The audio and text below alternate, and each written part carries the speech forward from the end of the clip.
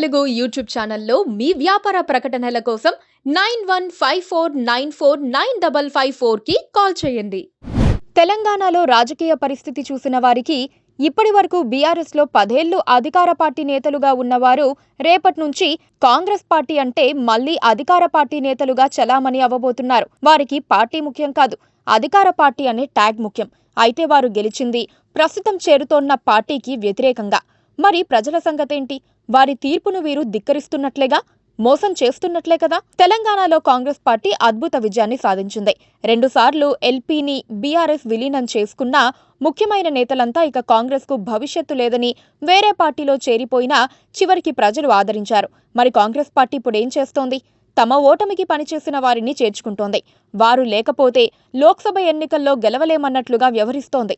ఇక్కడే కాంగ్రెస్ పార్టీ ఓటమిని అంగీకరించినట్లు అవ్వటం లేదా? అయినా సరే ఫిరాయింపులకు సీఎం రేవంత్ రెడ్డి ఏమాత్రం తగ్గటం లేదు. దానికి కారణంగా ఆయన తన పార్టీ ప్రభుత్వాన్ని కూలగొడతామని ఇతర పార్టీ నేతలు చేస్తోన్న ప్రకటనల్ని కారణంగా చూపిస్తున్నారు. ముఖ్యమంత్రి రేవంత్ రెడ్డికి పార్లమెంటు ఎన్నికలు పెద్ద ఛాలెంజ్, అందులో సందేహం లేదు. అత్యధిక సీట్లు సాధించి చూపిస్తే ఆయన అధిష్టానం దగ్గర ఆయన పలుకుబడి పెరుగుతుంది, సీనియర్ల వాయిస్ తగ్గుతుంది. పార్లమెంటు ఎన్నికలు తమ 100 రోజుల పాలనకు ప్రజలిచ్చే తీర్పు అని కూడా ఆయన చెప్పుకోవడంలో ఎంతో ధీమా కనబడుతుంది. క్షణం వదలకుండా శ్రమించి 6 హామీలను జనానికి రుచి చూపించే ప్రయత్నం చేశారు. అంతవరకు బాగానే ఉన్నా ఇంకా అదనపు బలం కావాలి, ప్రత్యర్థులు బలహీనపడాలని ఆయన ఆరాటపడుతున్నారు.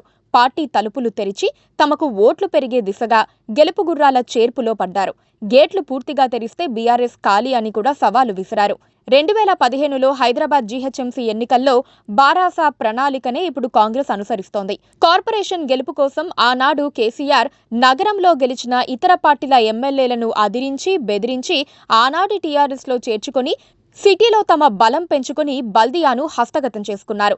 బీఆర్ఎస్ నేతల్ని ఎంతమందిని చేర్చుకుంటే అంత సమస్య.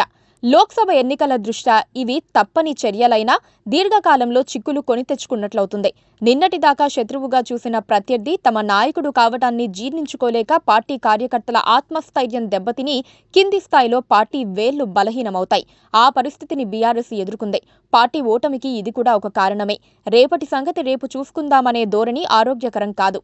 ఇక అసలు విషయానికొస్తే మన నాయకులు ఎంత నీతివంతులో వాళ్లే స్వయంగా బయట పెట్టుకుంటున్నారు. కేసీఆర్ వెంట ఉంటే లాభమేమీ లేదని అటు బీజేపీ లేదా ఇటు కాంగ్రెస్ లో చేరిపోతున్నారు. ఈ రకంగా ఏ పార్టీ అయినా పేకమేడనే అని అర్థమవుతోంది. గెలుపేదాని ఊతకర్ర, అది జారిపోతే కూలిపోవాల్సిందే. గెలుపోటములకు అతీతంగా పార్టీని పట్టుకొని నిలిచే సంప్రదాయం గంగలో కలిసిపోయింది. రాజకీయాల్లోకి పారిశ్రామికవేత్తల రాక కూడా దీనికి కొంత కారణం కావచ్చు. రాజకీయాల వల్ల వారికి 2 రకాలుగా ప్రయోజనమే. కోట్లు ఖర్చు చేసినా రాని ప్రోటోకాల్ గౌరవం అనుభవించొచ్చు. తమ వ్యాపార పనులు సునాయాసంగా చక్కదిద్దుకోవచ్చు. చట్టాన్ని అతిక్రమించినా అడిగేవారు ఉండరు. అయితే వీరి డబ్బే వీరికి బలం.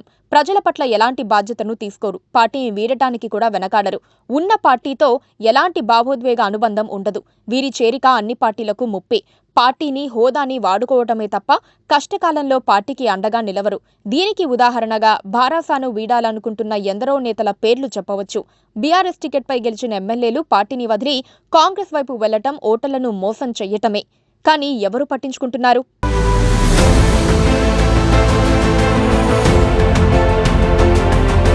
Please subscribe to